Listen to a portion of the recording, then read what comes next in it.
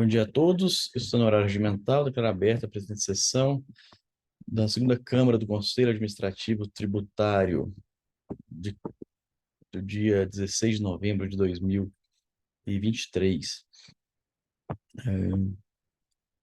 Temos para apreciação no dia de hoje o processo de relatoria do conselheiro Cícero e temos dois processos, né, para serem apreciados.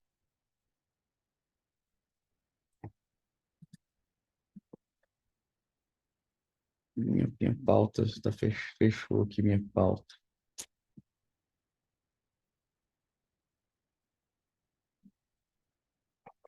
Só um segundo.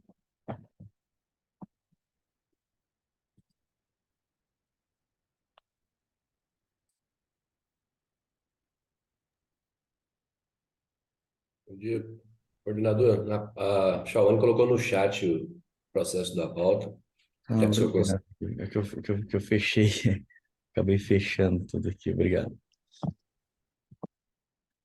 Bom, então passo a anunciar, então, tem um da pauta ordinária, processo de número 40.12.1006.32.152, recurso voluntário 2504/2023, sujeito, não, estou anunciando errado, desculpe, senhores, estou anunciando o dia 17. O processo de hoje trata-se do processo de número 4011-8023-62491, recurso voluntário número 2503/2023, sujeito passivo, Raizama Cereais Limitada, solidários, Joelma Carvalho Vilela Cruzeiro, Larissa Cruzeiro Carvalho Vilela, relator,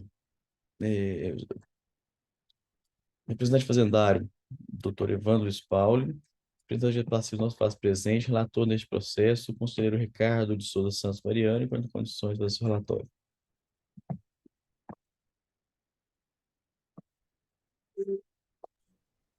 Foi anunciado o Raizama, senhor coordenador. Raizama, isso. Ok. Raizama. Senhor coordenador, bom dia a todos, senhores conselheiros, coordenador, secretária de Câmara, representante da Fazenda Pública e demais que nos assistem via YouTube. Esse processo, ele é um retorno de diligência, o processo nasce aí de um auto que contém uma auditoria específica de mercadorias que detecta, então, a realização de saída de mercadorias sem emissão de nota, o valor de R$ 20.412. A presunção aqui é que teria sido emitidas notas fiscais em que a Raizama Cereais seria destinatária, então, aí de sacas de feijão calpi. Foi detectado que ela figurava como destinatária, foi feita auditoria específica no estabelecimento, considerando, então, presumindo e concluindo que o feijão a ela destinado teria, então, saído como venda dessa empresa. O sujeito passivo, ele se defende, dizendo que ele não efetua venda desse feijão, que é uma empresa que não efetua venda de grãos, ela faz apenas o beneficiamento desses grãos, ou seja, a atividade pós-colheita, e que esse feijão ele retorna após esse beneficiamento. Só que não anexou nenhuma nota de devolução a esse respeito, ou não disse que foram que existem notas de devolução a serem consideradas na auditoria específica de mercadorias. Ele diz que, na verdade, a empresa emitiu essa nota considerando o CFOP de venda, e isso teria, então, provocado aí essa conclusão que, na ótica do sujeito passivo, seria errada. Então, esse é o resumo do processo. O sujeito passivo fala que devolveu, após o beneficiamento, esses grãos, e que não teria ocorrido a venda. foi feita uma resolução e foi intimado o sujeito passivo para trazer, então, os livros fiscais, né, cópia do livro fiscal de entrada lá no estabelecimento emitente, de entrada e retorno no estabelecimento emitente, ou seu livro de saída, demonstrando que de alguma forma, que esse feijão retornou em devolução ao emitente após o beneficiamento, e outros documentos probatórios nesse sentido. Então, a resolução central, muito importante para o deslinde da questão central, né, do ponto controvertido da lide. O sujeito passivo não responde a essa diligência. Então, analisando aí a regularidade das intimações do sujeito passivo, nós visualizamos, então, que o sujeito passivo, que a intimação para essa resolução, ela foi feita no endereço da empresa autuada, né? Então, considerando a importância dessa resolução, e que a intimação pode não ter alcançado o seu desiderato de intimar aquela pessoa que realmente veio ao processo, a peça de recurso voluntário é assinada por uma das sócias, que, na verdade, assinando pelas duas, não tem advogado constituído. Então, considerando esses fatores, a minha proposta é para que seja feita uma intimação da empresa via DTE e também das sócias solidárias no endereço pessoal delas, né? Então, inclusive, consta uma conta da Oi, que eu já informo as folhas, no processo, informando, então, o endereço pessoal dessas sócias. Então, em nome aí do contraditório e da ampla defesa, é essa proposta, para que elas efetivamente tomem conhecimento dessa resolução, colaborem, né, porque trazem uma versão verossímil, aí que teria erro no CFOP por parte do emitente, elas trazem, inclusive, um e-mail informando a emitente que teria havido esse erro, que foi emitida a nota com CFOP errado, e que isso está gerando essa suposição aí de saída, de entrada e saída sem nota no estabelecimento destinatário. Então, essa é a minha proposta, senhor coordenador. Obrigado, representação fazendária. Se manifestar quanto à proposta de diligência formulada pelo conselheiro Ricardo. Pois bem, senhor coordenador, inicialmente bom dia a todos e a todas. De fato, quando a gente faz uma alegação aqui de que não efetua comercialização de mercadoria, né? E de que somente faz serviço de beneficiamento, no caso aí, secagem de grãos de terceiros, né? E, assim, é uma alegação que ela faz e não apresenta provas disso, né? É por isso que, inclusive, foi efetuado uma diligência, uma resolução para que o sujeito passivo apresentasse esses elementos de prova. Analisando, inclusive, a mídia que foi anexada pela autoridade fiscal, lá estão relacionadas todas as notas fiscais emitidas pelo contribuinte, né? E eu até analisei para ver se haveria alguma nota fiscal de retorno de beneficiamento para esse contribuinte, e não há. Em todas as notas fiscais que constam relacionadas e que seriam emitidas pelo contribuinte, não há nenhuma nota fiscal de retorno dessa mercadoria. Mesmo se a FOP tivesse errado, teria que ter essa nota. Não tem essa nota na relação. E também não procede a alegação de que ela não comercializa mercadorias. A própria notas fiscais que ela emitiu, existe comercialização, sim.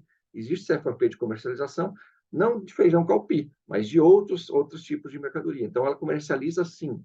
Ela faz o beneficiamento e também faz a comercialização, inclusive como consta no próprio KNAI dela, né? Mas, assim, até para garantir aqui a ampla defesa do contribuinte, realmente, a última diligência, a resolução foi encaminhada para o endereço da empresa, o endereço das sócias também consta o próprio endereço da empresa, né? Então, quer dizer, o AR que foi encaminhado foi somente para esse endereço onde fica a empresa. Então, sim, até para garantir que ela se defenda, até que ela traga elementos de prova dessa sua alegação, a Fazenda concorda, então, que se tente, então, a intimação, por exemplo, no endereço fornecido aqui na conta de telefone, que ela anexa ao processo, da senhora Joelma Carvalho Vilela, por exemplo, né? Que consta aqui nas folhas 72. Então, sim, a Fazenda concorda com a resolução do relator. Obrigado, necessidade de conferência. Conselheiro Ricardo, alguma complementação? Ok. Não, somente. Conselheiro Cícero, Bom dia a todos, conselheiros, secretário de Câmara, representação fazendária e todos aqueles que nos acompanham. De acordo com a proposta de encaminhamento, obrigado, conselheiro M. César, De acordo. obrigado, conselheiro Ítalo, Bom dia a todos, de acordo com a proposta. então, mencionando o resultado, este processo sai com resolução proposta pelo conselheiro Ricardo Mariano. Iniciando o próximo item, o item em retorno, é um processo de número 4011-7029-56179, contém recurso voluntário 2264-2023, que é recorrente Alan Euclides da Silva Limitada. Representante passivo não se faz presente, representante fazendário também, doutor Evandro. Relator deste processo, o conselheiro Ricardo Souza Santos Mariano, com condições de acesso ao relatório. A acusação nesse processo é de que o autuado Alan Euclides da Silva teria omitido receita decorrente da revenda de mercadoria no valor do déficit financeiro apresentado na importância de R$ 1.430.168,09, conforme a auditoria do movimento financeiro, referente ao período de 1 de 2014 a 31 de 12 de 2016. Consequência, de acordo com a base de cálculo apurada em função da proporcionalidade da revenda de mercadoria, que implica em recolhimento do ICMS pelo Simples Nacional, deverá pagar o ICMS na importância de R$ 192.552,75, mais acréscimos legais. A fundamentação do auto... Desculpa interromper, senhor Arthur, mas questão de ordem, é só porque eu estou impedido nesse processo, tá? Estou fechando a minha câmera. Ok, Interrupção. ok, conselheiro Ítalo está impedido neste processo, então, para manter a paridade, peço ao conselheiro Emir César que não participe deste julgamento. Obrigado. Pode continuar, conselheiro relator. O dispositivo legal considerado infringido foi o artigo 34 da Lei Complementar 123/2006, combinado com 25, parágrafo 1º, inciso 4 e parágrafo 2º e 64 do CTE. Penalidade é do artigo 44, inciso 1, parágrafo 1º da Lei 9.430, de 96.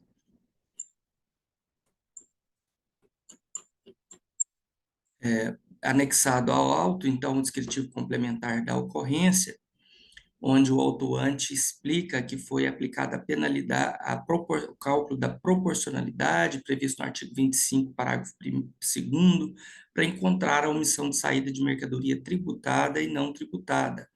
Foi utilizada também a alíquota média das saídas, conforme demonstrativa auxiliar, em conformidade com o Manual de Auditoria e Procedimento Fiscal, Instrução de Serviço 15/2009. E que foi também, procedemos ao levantamento e auditoria do movimento financeiro de acordo com a documentação fornecida pelo próprio contribuinte, que esse levantamento, então, foi feito com base na escrita fiscal e nos documentos fornecidos pelo contribuinte. Os dados foram levantados e planilhados no SAF. Os relatórios pertinentes foram anexados ao auto de infração. Aí faz a discriminação dos valores devidos por ano.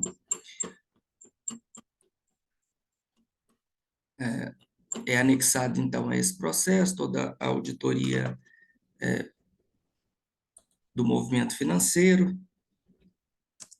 Processo, o auto de infração é impugnado em primeira instância, o processo segue para a sentença de primeira instância, onde o julgador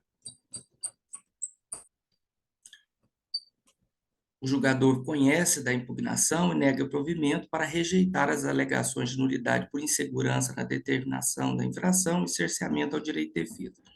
Não acata pedido de diligência e, no mérito, julga procedente o auto de infração, alterando a penalidade para a constante do artigo 71, inciso 7, a linha I maiúsculo, combinado com o parágrafo 9º, inciso 1, do CTE, observado o limitador disposto no parágrafo 11, 1 do mesmo artigo.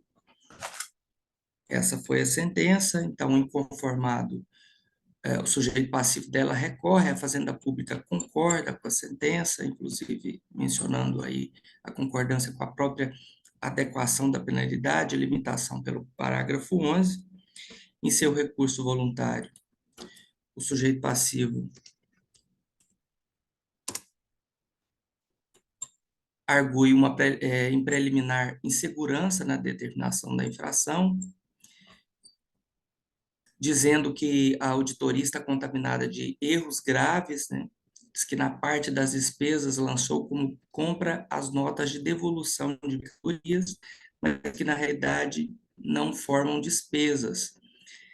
Diz ainda para que seja atentado aí para os itens 15 e 16 do levantamento, que esses saldos foram todos dois escriturados como despesas, sendo que nenhum deles deve ser escriturados na rubrica despesa, porque o saldo inicial já foi escriturado como despesa no ano anterior, e o final também já foi escriturado como despesa no exercício, que esses valores devem ser excluídos da relação de despesas.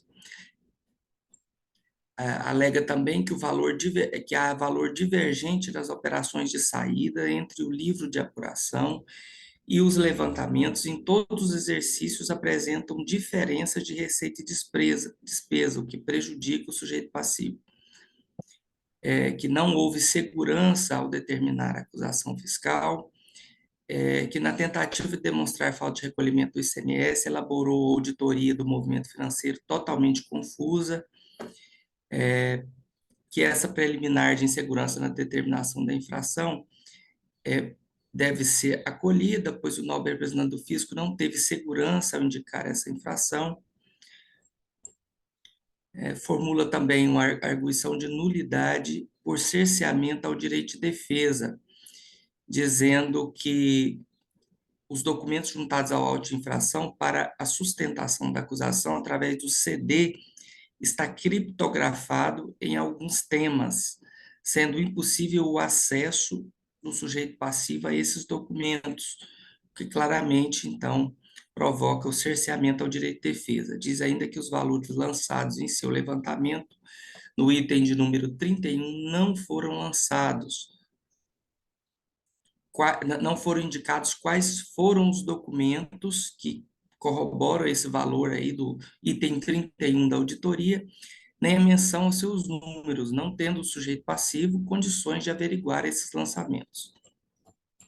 E prossegue no mérito, elencando outros erros, né, na auditoria, por exemplo, de que não foi observado o roteiro 3 dessa auditoria, que ao preencher o formulário para apuração do resultado, o agente do fisco deverá estar atento às aquisições de mercadorias e serviços que entraram no formulário como despesa, repetindo aquela argumentação já da insegurança na determinação da infração. Diz que também deve ser escriturado nesse item, o 31, o saldo final, que deverá ser diminuído desse item desembolso, pois trata-se de compras realizadas no exercício fiscalizado, mas que serão pagas no exercício seguinte. Esse saldo final fez parte do valor descrito no item 12 do formulário, mas ele, na realidade, não configura, então, não foi desembolsado, porque passou como saldo final para o exercício seguinte, que a escrituração desses saldos é de fundamental importância para a veracidade do resultado apurado. Diz que há outro erro grave também que veio macular o trabalho, pois foi em referência aos valores das receitas não lançadas no formulário de auditoria, como, por exemplo, vários financiamentos feitos junto ao Banco do Brasil, como o BB Giroflex, cujos valores não foram lançados no formulário como ingresso de numerário, como pode observar os extratos bancários juntados aos autos através do CD Mídia, que foi lançado como empréstimo financeiro apenas R$ 103.888,85 no exercício 2014, que R$ 29.891,16 no ano de 2015 e 28 no exercício 2016, o que pode alterar, provocar, então, o erro no resultado da auditoria. Essas considerações aí sobre esses financiamentos. Diz que também há erro quanto à sugestão da multa aplicada e seu cálculo, porque diz que o sujeito passivo se enquadrava na penalidade do 44, inciso 1, e parágrafo 1º da Lei 9.430, mas que o ilustro fiscal atuante, que o sujeito passivo se enquadrava nessa penalidade, mas que, na verdade, essa penalidade extrapola e chega a 150%, o que é confiscatório. Também diz que pode-se entender que os percentuais aplicados no inciso 1 da referida artigo, acrescido da agravante do parágrafo 2º, se aplica a agravante, tem que se observar eu estou aqui, aspas, lendo a argumentação do sujeito passivo, que às vezes está um pouco complicada aqui, de se observar. Enfim, é uma argumentação no sentido de que seria ilegítima a aplicação dessa penalidade do artigo 44, inciso 1, o que é um argumento até que já está prejudicado, porque foi feita a adequação da penalidade na sentença. Bom, diante disso, foram feitas algumas resoluções a posteriori para saneamento do processo, como substituição a sucessão processual, na verdade, do doutor João Rafael, que o advogado faleceu no curso da lide, então foi feita a intimação do sujeito passivo para constituir novo advogado, até que sobrevém, então, uma resolução para que o processo fosse em revisão fiscal. Na resolução de folhas 101 do processo, foram elencados, então, todos os pontos que mereciam revisão, né, e que a autoridade fiscal lançadora se manifestasse sobre os erros indicados na auditoria.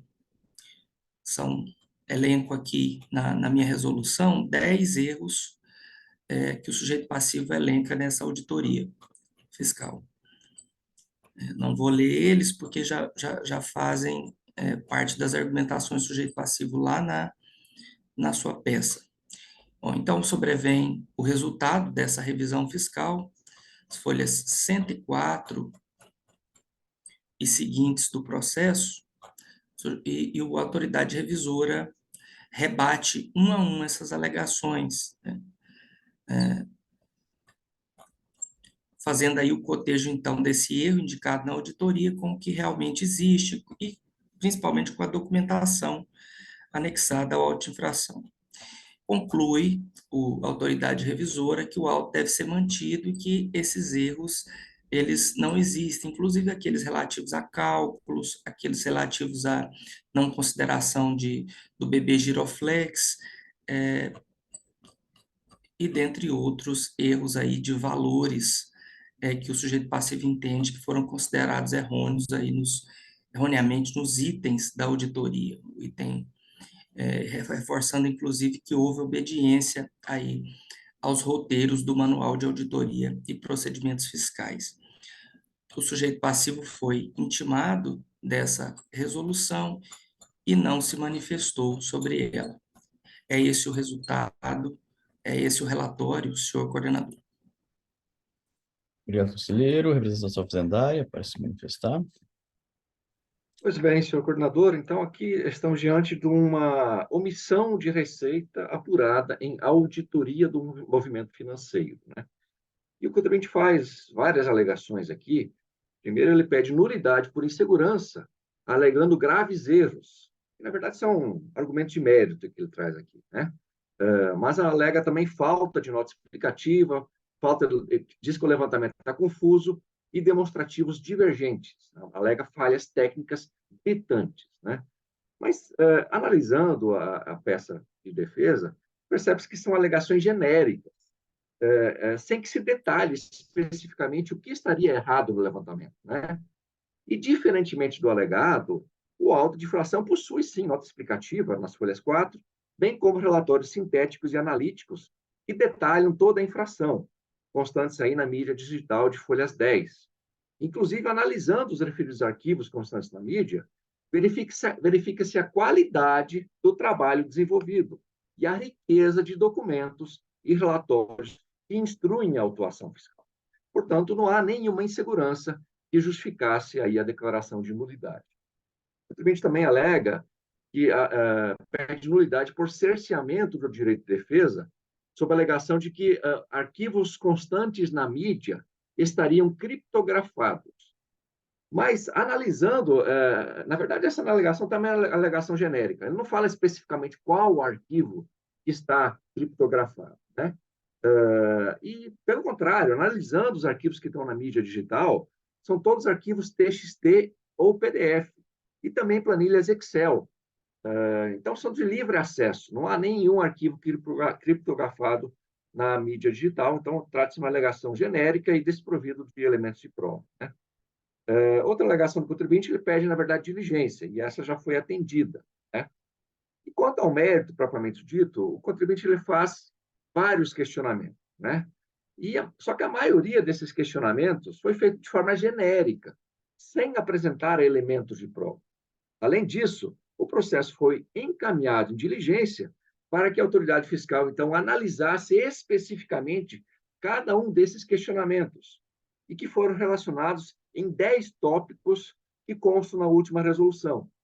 E a autoridade fiscal, então, respondeu a cada um desses 10 tópicos, concluindo que nenhum deles o sujeito passivo tinha razão, né?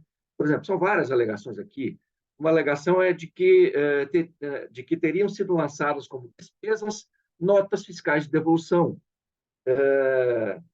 E a autoridade fiscal responde que não foram, que não teve essa situação no processo, né? Outra alegação de que algumas das notas fiscais não registradas no levantamento da autoridade fiscal estariam registradas. Também é uma alegação genérica, que o contribuinte não demonstra qual especificamente é a nota fiscal que ele alega que teria sido registrada, né? Também alega aqui que haveria divergência entre o livro de apuração e os levantamentos. Também não especifica qual seria essa divergência.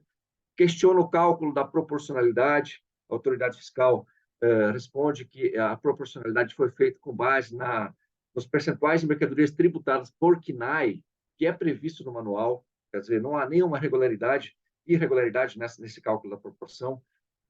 Questiona a multa que estaria aplicada de forma incorreta. Essa multa já foi adequada pelo julgador singular. Também alega aqui que não foram anexadas ao processo as notas fiscais não registradas, nem a menção a seus números. Também não procede essa alegação. Na mídia digital consta relatório com a relação das notas fiscais não registradas, e também consta um arquivo com o espelho de todas essas notas fiscais. Quer dizer, está muito claro, muito bem demonstrado no processo essas notas fiscais não registradas. Questiona aí os saldos iniciais e finais em relação às duplicatas a prazo. Essa situação foi muito bem explicada pela autoridade fiscal na sua revisão, então não procede essa alegação. O contribuinte também questiona aqui, alega que notas fiscais avulsas emitidas por produtores rurais estariam vinculadas a notas fiscais de entrada e que então teria sido considerado de forma em duplicidade. Mas também a alegação genérica. Ele não indica quais seriam essas notas fiscais que estariam vinculadas às notas fiscais de entrada. E na revisão, a autoridade fiscal, inclusive, tentou localizar eventuais notas fiscais nesse sentido, sem sucesso. Quer dizer, demonstrou que não procede essa alegação do contribuinte, né? E aqui também o contribuinte alega que não teriam sido considerados empréstimos bancários na auditoria. E é, novamente, uma alegação genérica. Ele não especifica qual empréstimo que não foi considerado. Então, quer dizer, de todas as alegações que o sujeito passivo faz, a maioria são alegações genéricas. E aquelas que não foram alegações genéricas foram especificamente analisadas pela autoridade fiscal. Nesse sentido, a Fazenda entende que a presunção do déficit financeiro está perfeitamente demonstrada no processo e o auto de infração, então, deve ser considerado totalmente procedente. Obrigado, senhor coordenador. Obrigado, doutor Evandro. Encerrar de conferência. Senhores nomes em estado de conferência, o conselheiro relator, proferir seu voto. Posso apresentar o voto quanto a todas as matérias ou só com relação às preliminares? Eu acho que não tem voto, pode ser sobre todas as matérias, pode ser, conselheiro Cícero? Ok. Ok. Pode. Então, Quanto à preliminar de insegurança na determinação da infração, os argumentos que o sujeito passivo indica como erro na auditoria fiscal, eles devem ser apreciados no mérito, né? Inclusive foram objetos aí de resolução. Quanto à alegação de que o trabalho fiscal não é claro, não é verdade, porque o sujeito passivo dele validamente se defendeu, indicando erros na auditoria, então demonstrou compreensão do trabalho fiscal. Outro ponto é que a auditoria foi feita com base em documentos e informações entregues pelo próprio sujeito passivo. Então, é a própria escrita fiscal dele que foi considerada, né? Os documentos fiscais aí considerados na auditoria. Outra questão é que o lançamento também não está desamparado de nota explicativa, consta a nota explicativa aí, com referência ao manual de auditorias que foi observado. Ele diz que houve aí ofensa, não observância a um roteiro ou outro da auditoria, da auditoria feita no processo, mas não consegue. O roteiro 13, né, que foi mencionado por eles, também já é argumentação rebatida no mérito. O cálculo das proporcionalidades não conseguiu demonstrar, enquanto que o sujeito, o lançamento, o autuante, demonstrou aí que foi observado o 25, parágrafo 2º, foi feito o cálculo da proporcionalidade, das tributadas e não tributadas. Então, realmente, o lançamento é claro, está amparado em dispositivo de lei em vigor, não vejo qualquer mácula de insegurança ou prejuízo à compreensão do trabalho fiscal, até porque há uma coerência entre a acusação fiscal de existência de déficit financeiro e aquela documentação que a instrui. Então, não vejo razão para acolhimento preliminar de insegurança na determinação da infração. Quanto à preliminar de cerceamento ao direito de defesa, a alegação de que não teve acesso aos arquivos também não procede, a Fazenda Pública já rebateu esses argumentos muito bem, o sujeito passivo teve conhecimento, os arquivos puderam ser conhecidos pelo sujeito passivo, então essa argumentação também já foi apreciada na decisão singular.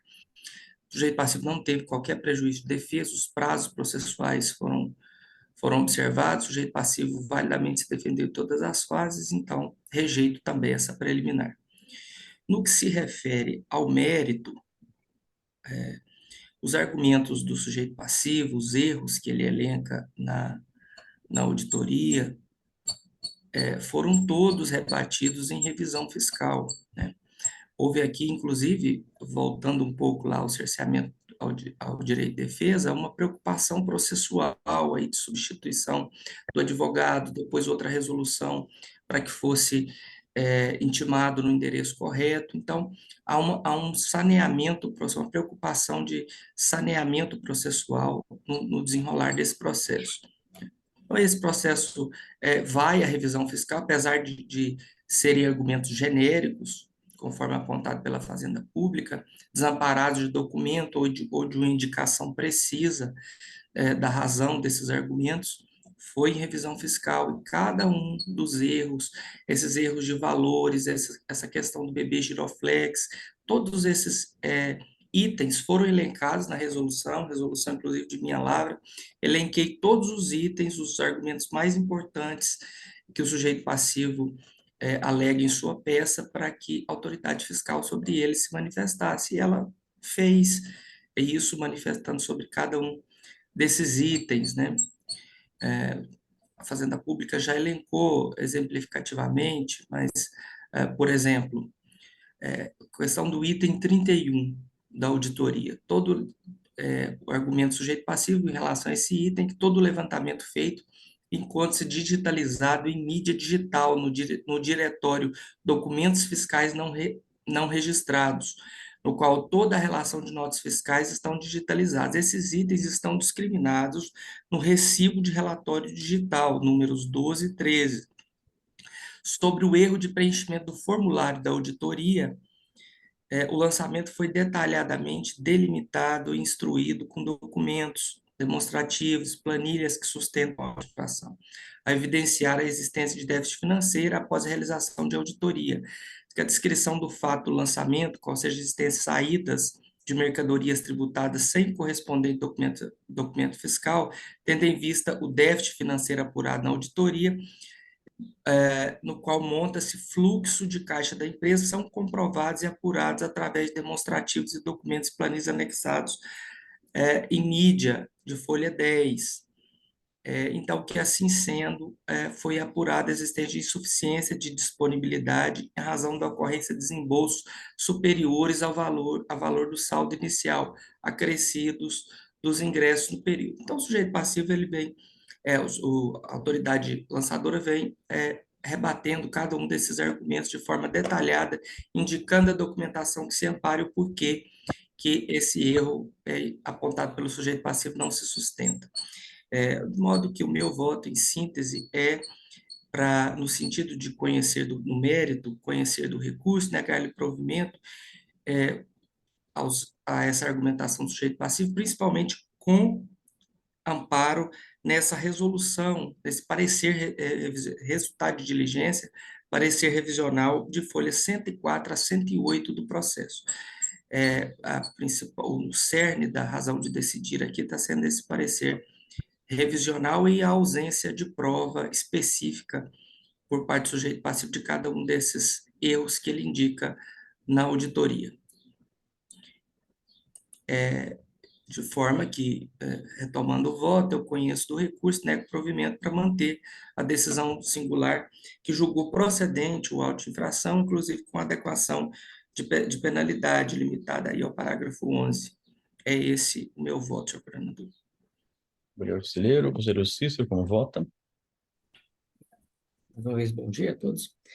Eu vou acompanhar o conselheiro Ricardo na íntegra no seu voto bastante completo, abordou todas as matérias que deveria, não quero ser repetitivo, então vou tomar as razões de voto aí do conselheiro Ricardo, com minhas razões de voto também. E só uma questão, talvez temos que aplicar a súmula 09, ela não foi abordada pelo jogador singular, acho que é o caso de aplicação da súmula 09. Então, eu acompanho o conselheiro Ricardo, e na íntegra do seu voto, só com essa questão que deveríamos aplicar a súmula 09. Ok. Aplicação da súmula 09, né, conselheiro Ricardo? De acordo? Sim. Ok.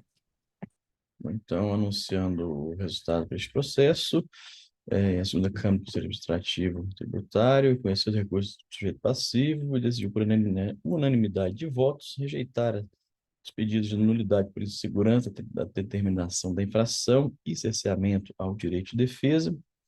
Quanto ao mérito, julgar procedente o auto de infração, nos termos da sentença singular e aplicação da súmula 09. Este é o resultado para este processo. Agradeço a presença aí do doutor Evandro. Não há mais processo para o dia de hoje. Não, obrigado e bom trabalho a todos. Até mais. Obrigado. Bom, senhores, passamos agora para a aprovação de acórdãos. Um processo da lavra do conselheiro Ricardo Souza Santos Mariano, Mutirão Pescados Limitada, EPP em condições. Em condições. 2 processos do conselheiro José Eduardo Firmino Mauro, Juversino Guimarães Alves e Maria da Glória Oliveira. Em condições, conselheiro? Condições. Obrigado, então, aprovados. Não havendo mais nada então, para o dia de hoje, declaro encerrada a presente sessão.